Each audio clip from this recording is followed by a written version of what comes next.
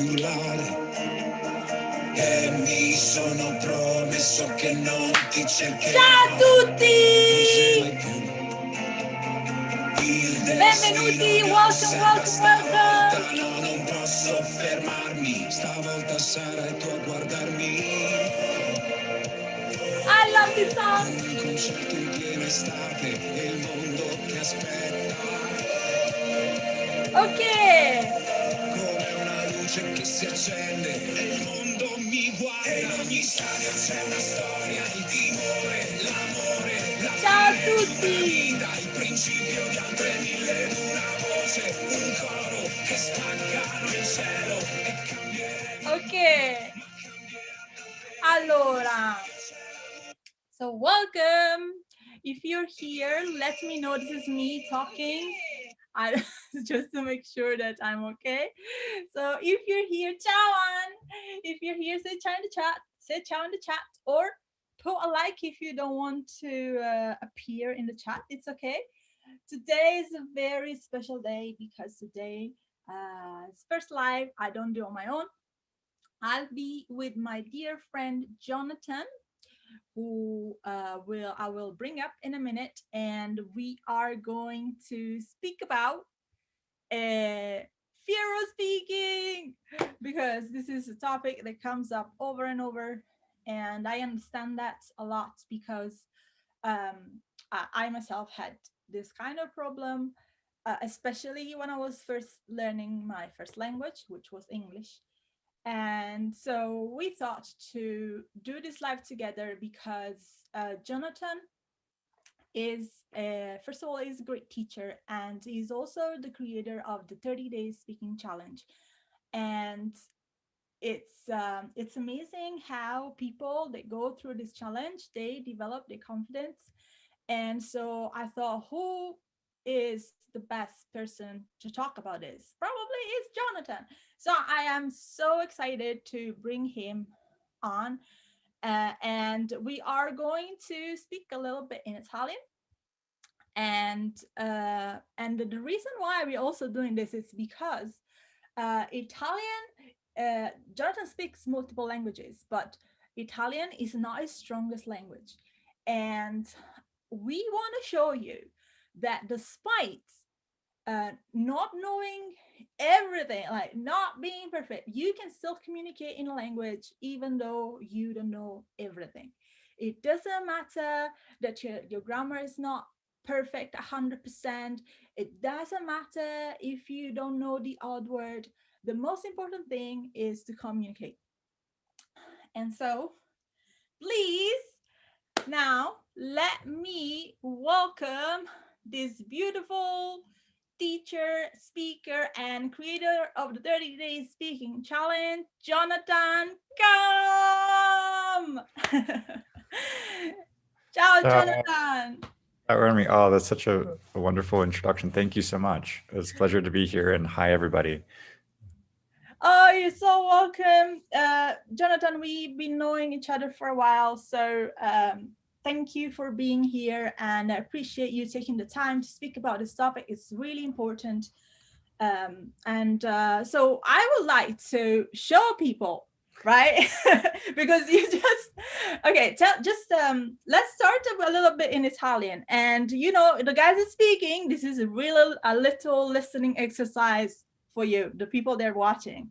So, allora Jonathan, dimmi un po' quante lingue parli?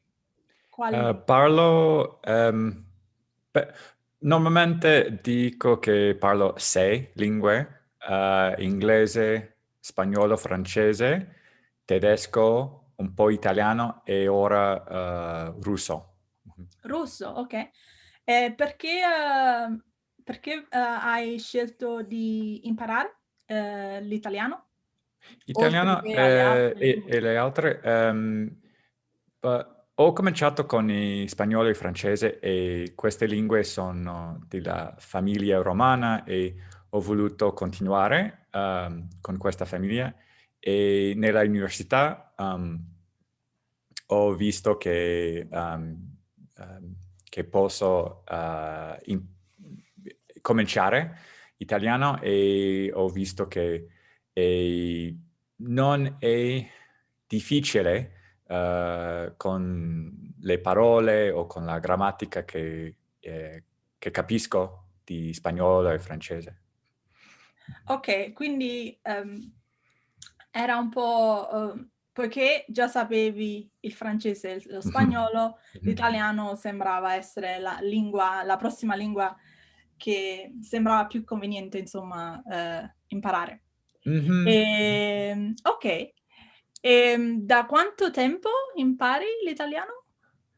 Nell'università è solo un semestre, solo 6 mesi, e dopo questo continuare un po', ma questo era fa 20 anni. 20 anni fa?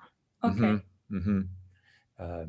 Non ho, eh, non ho fatto molte lezioni con professore e volere continuare e volere, con la sfida che ho, voglio parlare un po' meglio italiano e utilizzarlo, Sì. utilizzarla e non dire uh, che non posso. Esatto. E allora come ti piace di più praticare l'italiano? Conversazione, parlare ogni giorno, Sì, penso sì, che questo aiuta. sì, Um, Non sempre aiuta per capire, penso che è molto importante ascoltare radio o internet, video in sì. YouTube, per esempio, le Noi tue che lezioni. parliamo. Sì.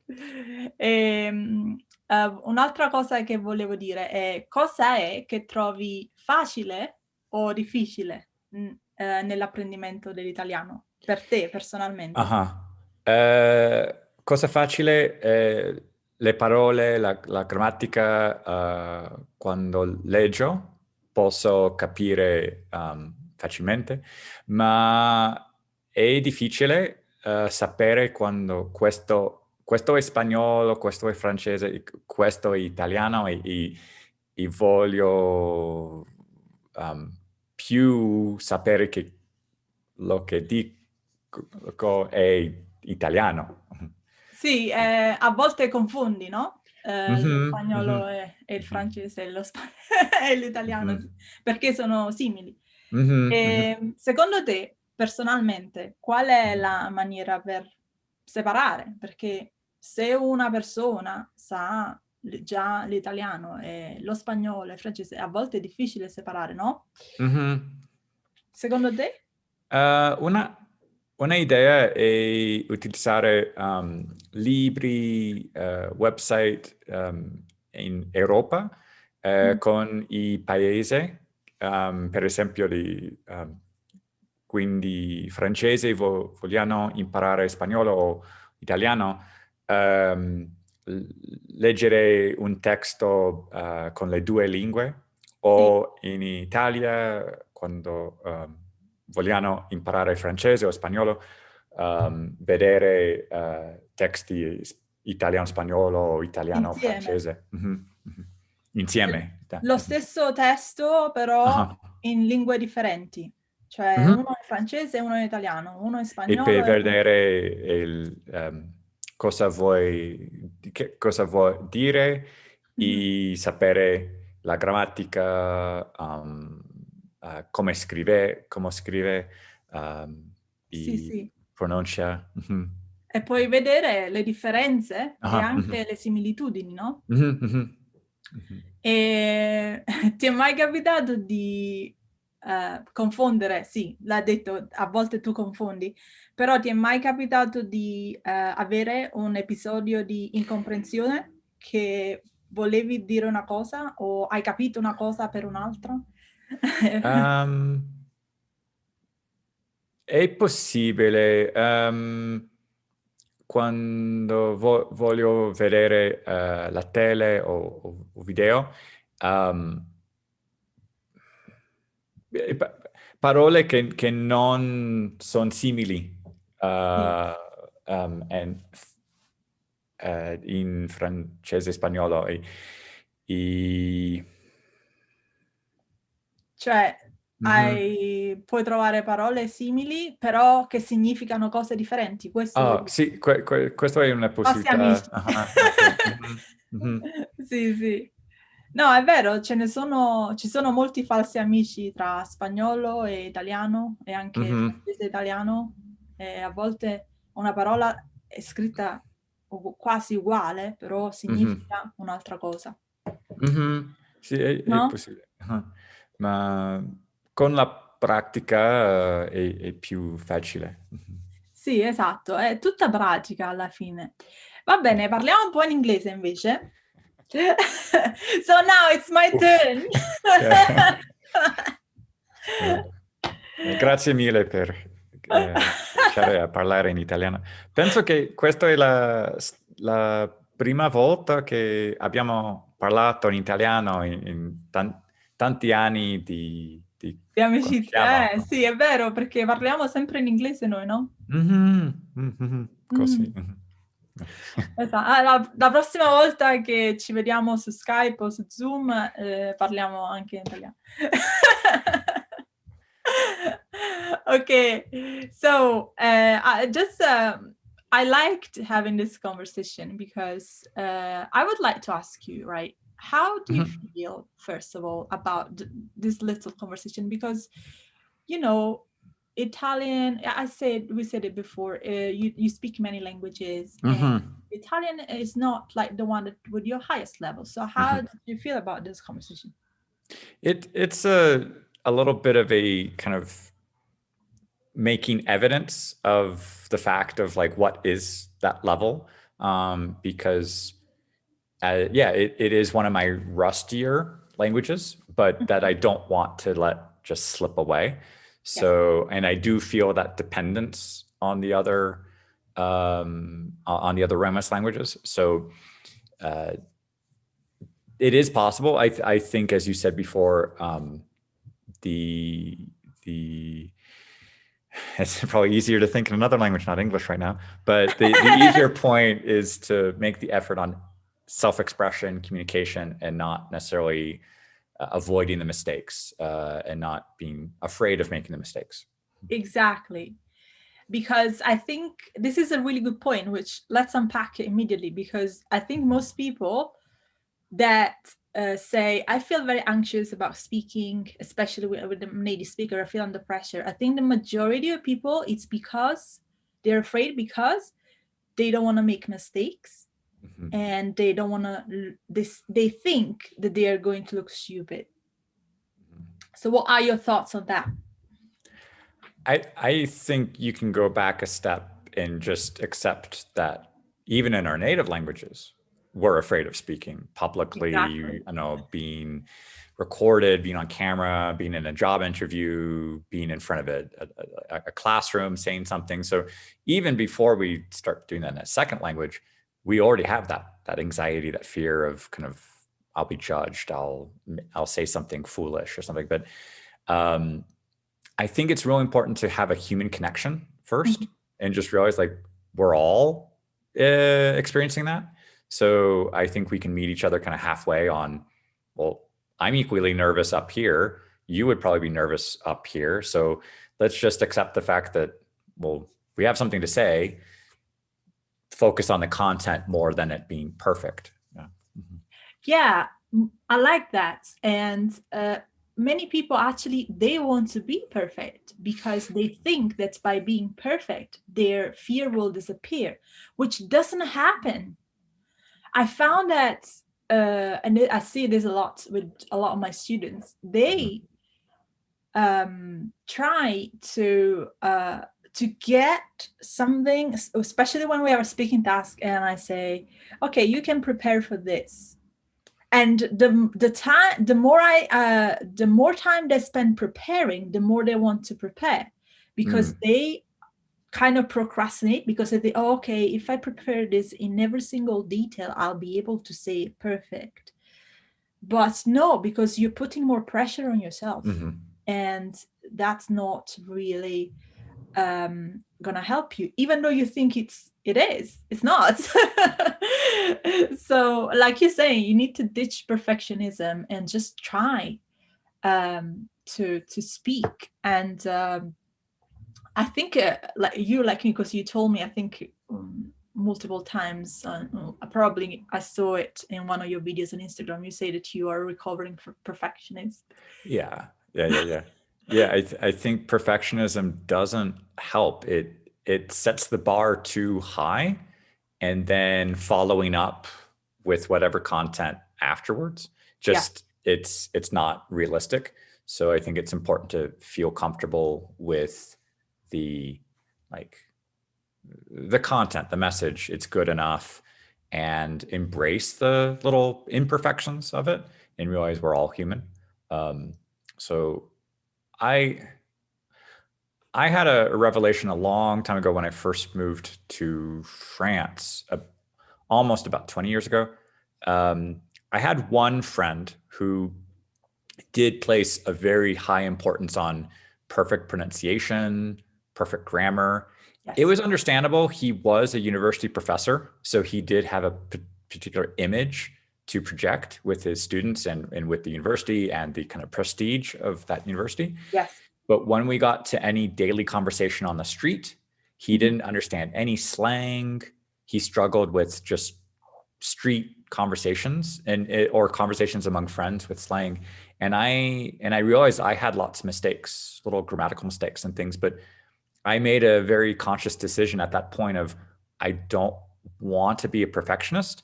I want to keep the focus on just communication and accepting the fact that I might have mistakes.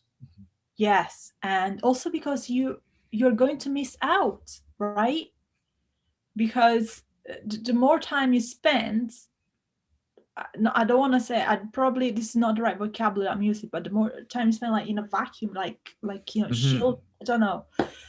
You tell me what's the right vocabulary. No, that's a perfect example. No, that's a perfect. You know what I mean? Like the more time spent on your own doing, I need to do this, and the more time you waste waiting to speak, which is actually, and you miss out on opportunity. And that's actually what in the end is gonna let you grow. And it's okay to be wrong, and also to be rejected. People are also afraid to be rejected. I was rejected so many times. I can tell you an anecdote, which this happened like one of the first time, literally, I think it was like 1 month after I moved to the UK. And I went to a restaurant, not restaurant, like sort of restaurant, and I went to order something and the waiter, but you didn't order at the table, you would go to the bar to order something. Okay. So I went there and I ordered something, and the person said, okay, what's your table number? And I didn't understand, but this was wrong from me. I pretended to understand. I didn't say, I don't know what you're saying.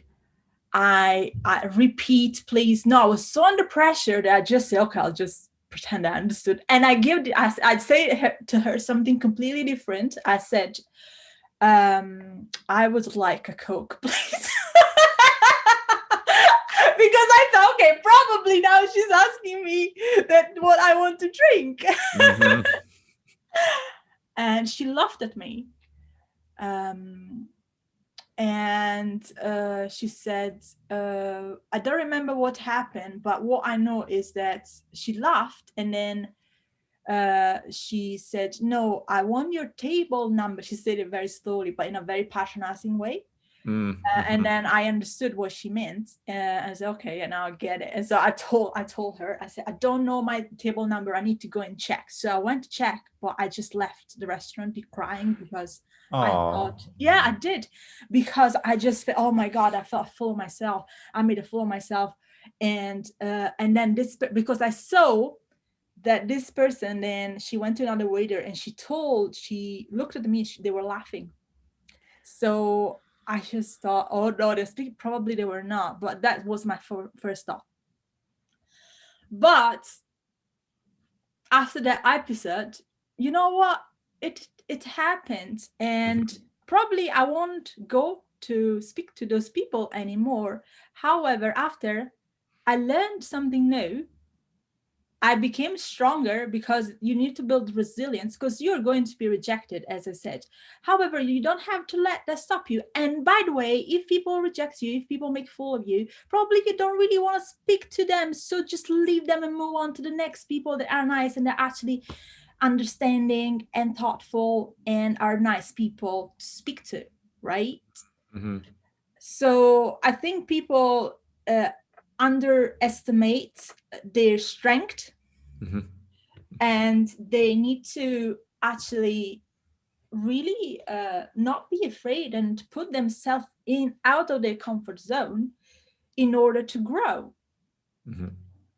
And it's important to like just do it, and it's okay if something wrong happens. You're going to survive. Yeah, I think those developing tough skin experiences are necessary in another language, in another culture. It is important to be proud of yourself, though, because, I mean, you obviously speak more than one language, and it feels like it's not fair to be judged by perhaps somebody who only speaks one language and who might not even kind of have gone through that experience themselves. Exactly. Like, okay, fine, let's speak Italian now. Yeah, let's see how you do in the restaurant. like who's laughing now? Yeah. So Yes.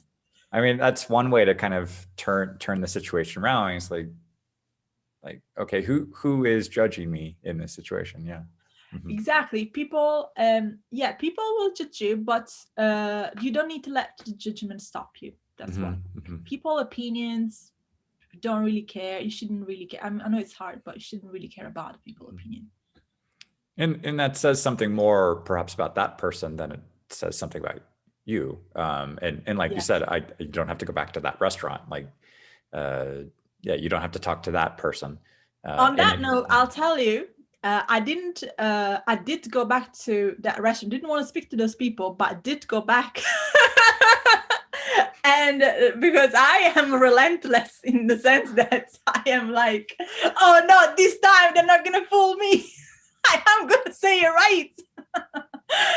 I didn't go back, but the thing, because it was a thing on campus, because I was living at Warwick Uni back then on campus. But yeah, I think it is about like being brave and like you say, like people probably they don't even know, because they have not been learning another language, so they don't know what you are through. And Anna's saying, "Poverina Ermy." Yeah, don't worry, I'm fine. Yeah, but it's hard, but you know, thick skin and just keep doing it. And one question I wanted to ask you is what would you say, because some people might like, I'm actually extremely anxious, I don't know, I can't put myself in this kind of situation. So what would you say to someone who feels extremely anxious right now about speaking? Like, what's the first step they need to take, in your opinion? Yeah, that's a really important question, because there is a chance that they might be reliving some. I mean, if this is, let's say they want to learn a language that perhaps they tried this in elementary school or middle school or something, and maybe they're reliving some past bad experiences that they had, bad memories previously. um, my teaching over the 20 years has changed because when I worked with, let's say, high school students who were just a few years younger than me, it was easier to just focus on the language itself and just like, okay, let's practice, and or working with kids and like, okay, let's practice. And the fear of speaking really wasn't as present. But over the years, as I've worked with adults, there's a lot of emotional things that get in the way before the language learning can actually begin. So the mindset part, I think, like what is that fear? What is that anxiety? And kind of not ignore that, because it is real. It's there, and it can stop people. It can be an obstacle from do they feel like they're in a safe environment? Do they feel that somebody's going to judge them? Do they feel that somebody's going to make fun of them? And try to just dispel those things and just get somebody to feel comfortable, and that they feel that they're in a kind of no judgment. They can make mistakes. They're welcome to also break the ice a little bit, like me speaking Italian here and realizing like, hey, I make mistakes. I'm still here. It happens. So there's a little bit of kind of demonstrating if, for example, if you're teaching a lesson in English and going like, I'm speaking English as a foreign language, I might make a mistake. I can still communicate or something. Yeah. So being like, take little steps really, and start with people that you feel safer with. Right. And I agree, because it's kind of hard. Obviously, you don't want to, if you're really, really nervous, you don't want to do it in front of like a huge amount of people, or, someone you don't really know. Just like you're saying, people, or, a teacher you trust, or a friend, just do a little bit. And I like also you say, like, distilling things from the past, because sometimes you are in your head replaying some kind of event that happened that probably has nothing to do with now.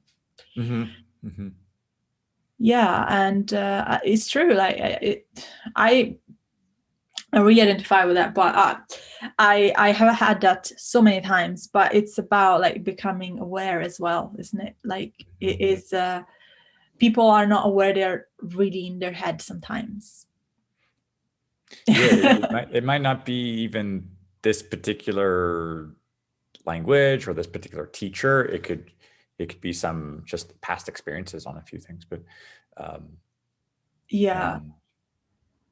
and finding a safe limited way to just kind of get your feet wet, see that nothing bad happened, do a little bit more, and then get positive encouragement to keep going. Yeah, and also repetition, because like you're saying, that allows repetition, because the more you do something, the more confident you become, right? Yeah, definitely at this point. I'm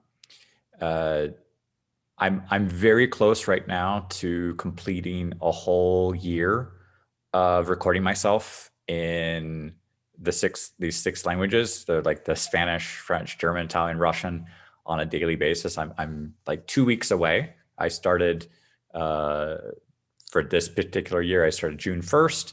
And so yeah, my Italian probably a year ago was very much Spanish, French mixed, and just the doing it every day, it got better and got better. And I can hear myself now and go like, oh, that sounds Italian.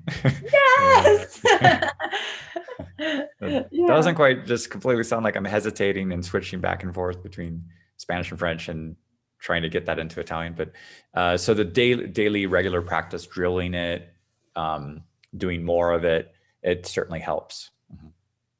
Yeah, so I like the fact that you're saying that you record yourself, because some people are even nervous about recording themselves. So probably that should be the actual first step, because you're recording yourself. No one needs to hear it if you don't want to. I mean, you can send it to your teacher, but it's practice anyway. And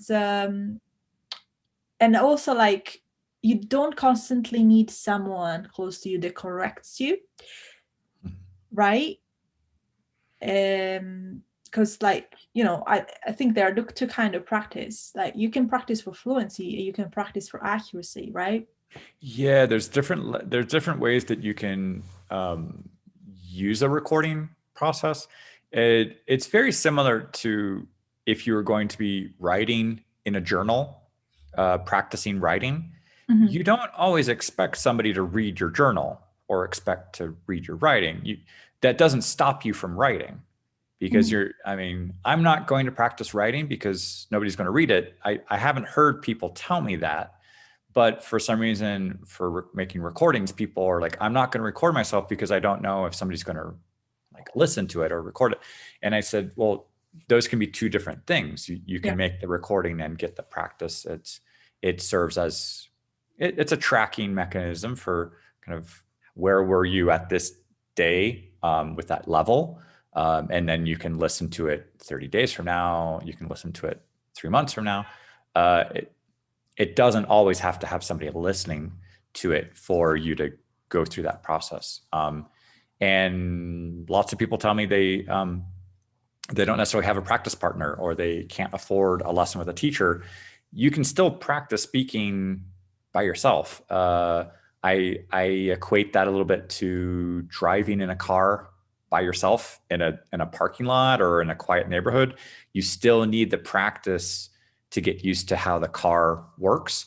You don't have to have a passenger in the car just to go in circles. So speaking and making recordings, you don't always have to do that in a conversation. You can make a recording by yourself. Yeah, and also the fact that you do that, it builds your confidence as well, because you see oh, look, I've done, I don't know, how many recordings do you do, like, since June? Like, it's huge, right? It's huge amount. So it's also seeing the results of what you created as well. Yeah, and I would continue just a little bit, like in other sports, you can definitely get a basketball and practice hoops. Like that's a definite important part of the game, is throwing the ball and getting the hoop, but you don't have to have somebody there with you, or have to have like a 2-on-2 game or a complete game, or golf. You can go to a driving range and just work on the like a bucket of golf balls by yourself. That's developing this skill. So I think speaking can be done by yourself still. Yes, because I really like that, like, because it's about is it being agile? Is it how you say? Becoming agile to do something, becoming good at doing something. Yeah, even though you are practicing on your own, and you say, oh, no one is correcting me, so it's useless. No, it's not. It's a drill, it's practice. Hey, yeah. So it is important that you do it, because one, you are training your brain to use that language, which is huge, because that's the main reason why you become good at using a language, because you use it, right? Two, you get in your body used to making sounds that you don't normally make, right? It's just like you say in the basketball practice. You don't go, yeah. So and then just these two things will allow you to acquire that fluency and eventually the confidence that you need to speak properly.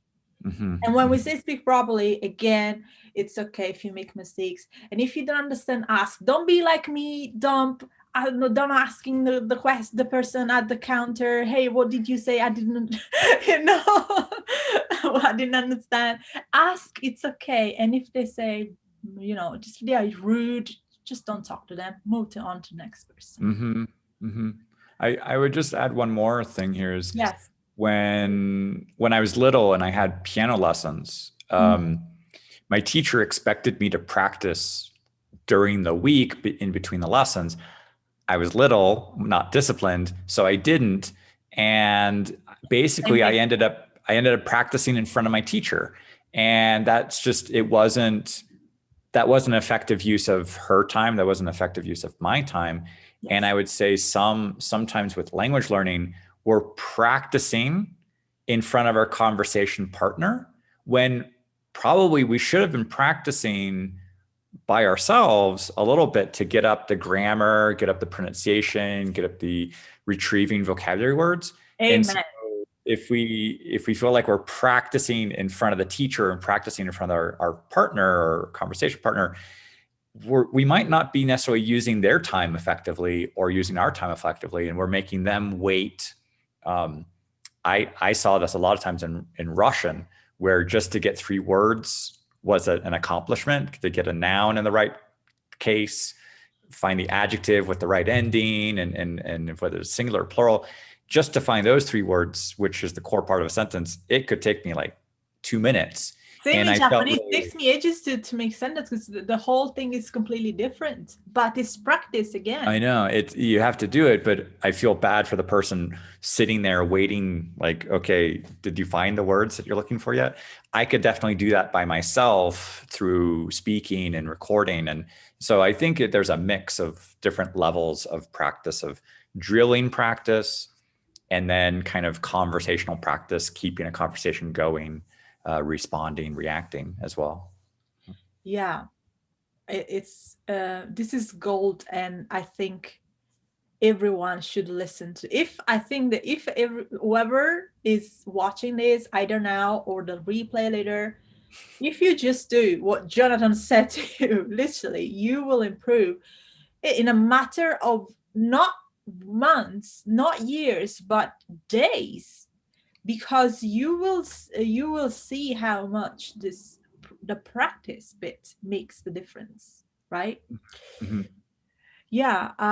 Let's talk about, because you do this a lot in your speaking challenge, right? Mm-hmm. Like Mm-hmm. people record themselves, and you do a massive work. Like, okay, I am not kidding you.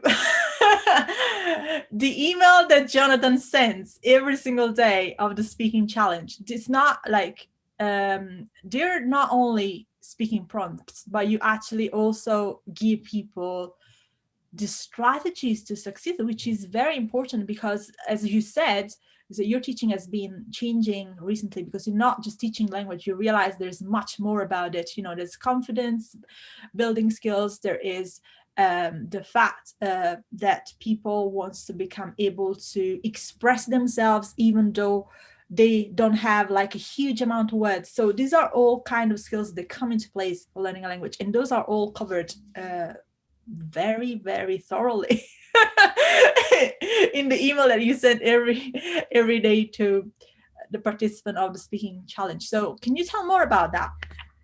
Yeah, what it is and how it works? Because so might be curious, what's this? So yeah, so the speaking challenge, this has been around now for about 4 years. Yes. And it started as a way to keep myself accountable, and also another friend who was also mentioning he was interested in learning the same language as me. We were both working on Russian, and I said, why don't we record ourselves on a daily basis and then just see how far we get a month from now. And I'm glad he said yes, because then I went a little bit overboard and I started inviting everybody I could find in some different language groups just to get more people involved, get more accountability, get more enthusiasm of practicing. Mm-hmm. And because I had seen that community learning and accountability, those two combined, and the support and enthusiasm, those several elements can be very effective for the practice. And it worked. We did that for a month. I set it up as an email, kind of email list of each day I would send out a prompt and send out some advice, either my experience of learning languages or my experience teaching to students, or even raising children who are bilingual. So Yes, because there's a, yeah, you also have children who are bilingual, or and yeah, trilingual, so actually, sorry. hey, Spanish, English, French. yeah, there's So there's a, Spanish, English, and French. Yeah. yeah, there's a whole wide variety of experiences that go into the prompts and the emails and the advice, and then the dynamic that we get of just observing everybody and realizing that these emails aren't just written once and then repeated. I'm writing them fresh every day for the past 4 years, and sometimes I'm reacting to what's going on in the recordings and taking a pulse of the community and just seeing how things are going. But every month is different.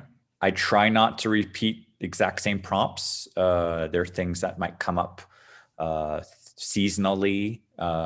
We might be getting into, I don't know, talking about summer, spring, things that are in May, Mother's Day, things like that. So there's a variety of things that might change each from month to another. But overall, there definitely is a process where people come in a bit nervous about making mistakes, a bit nervous what's going to happen with my recording. Am I going to get feedback? Am I not? How can I help other people with their feedback? And then swapping, listening to another person, they're more likely to want to reciprocate. And that becomes motivational, not just the language corrections, but also, hey, good job, keep going. That's very important. And the community it's very thriving, it's very supportive, and It's true. I know because I'm lucky to be in your Facebook group of the challenge.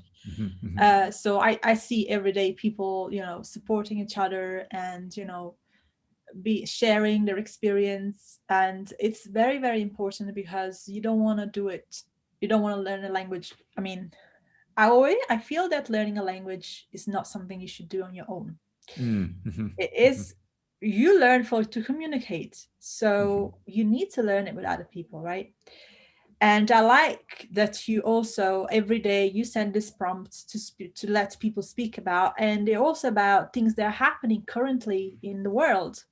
So, but I also know that, if someone doesn't feel very confident about talking about whatever is happening in the world, oh, that's too difficult. They also have the option to talk about whatever they want. Is that right? Oh, there's a high level of flexibility. Even myself, this past month, things have just been a little bit busy, crazier than usual. I just default a little bit to, what did I do today? What did I do last night or yesterday? What are my plans for tomorrow? And that is a little bit how I got the challenge started maybe 4 years ago, 5 years ago, was just, what did I do today? What are my plans tomorrow? What did I do yesterday? And that just keeps me constantly switching between present, past, future, just commenting on things that are relevant to me, things that are important to me. And, but there's always that flexibility in there. Yeah, and flexibility is also important because, people have different levels, and or some people might really not like to talk about specific topic. And I this is especially like my opinion, because I always think that one should link the language to something that they're really passionate about in order to develop the language. So for me, it was, linking it to art when it was with English, and it was also this kind of combination of things. And then so yeah, flexibility is important. And like you were saying, people get to accountability as well, which is huge. Like, I know for myself, I tried to learn Japanese since forever. I'm not like, I had this idea of wanting to learn Japanese since I met you in 2017, probably even earlier, but I tried many times on my own, but never succeeded because I didn't have anyone that was pushing me. And only now that I signed up for a course because I really wanted to do it, I am actually doing it. because Mhm. I'm accountable. Mhm. And yeah, I think the people that are in your challenge do get a lot of accountability because it's just like, and every single day they remind, it's good to have a reminder of that as well. Mhm. Right.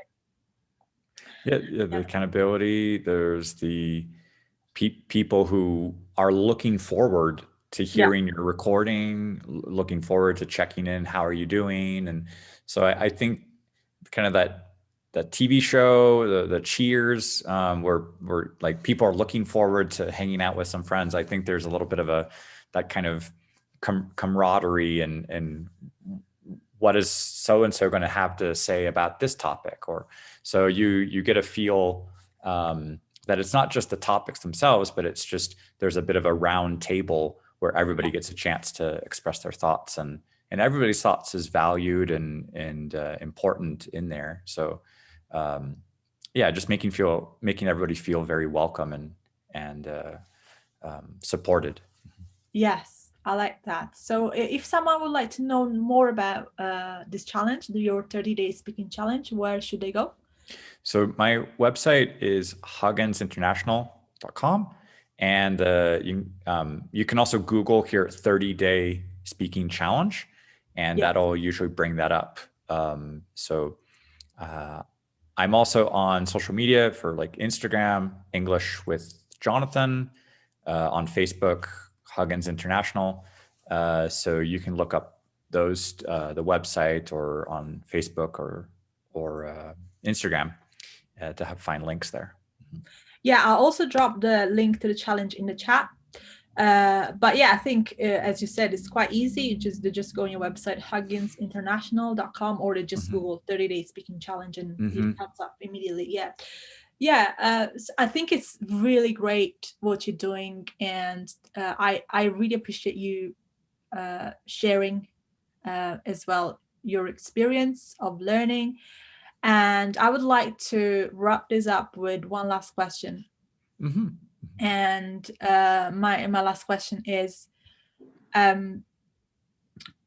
what is for you the number one thing people that are very scared of speaking should do right now to just eliminate that? The number one thing, if they're afraid, if they have that fear of speaking, is to start small, but do something easy today. You don't have to have everything perfect. Just take that first step. Just kind of get that out of your system and trust that things can improve. No matter where you are today, it's not too late. Things can always be one step better tomorrow. So it's never too late to start. Yeah. So that kind of summarizes all of the things we've touched today. People, seriously, if you want to learn to speak, you gotta speak. There's no other way. And if you're scared, start small, start easy. And as Jonathan said, you will improve little by little. Thanks, Jonathan, and thanks everyone who has been watching live today. Ciao, Anne. I saw you in the chat. And if you have any questions, if you watch this as a replay, if you have any question, feel free to drop them in the comments. We will be, in the comments as well, answering if you have any questions. And be happy. Like, don't get scared. Just trust yourself. Start small. Start easy. You are going to overcome your fear of speaking as long as you speak. Ciao a tutti. Ciao, Jonathan. Thank you so much.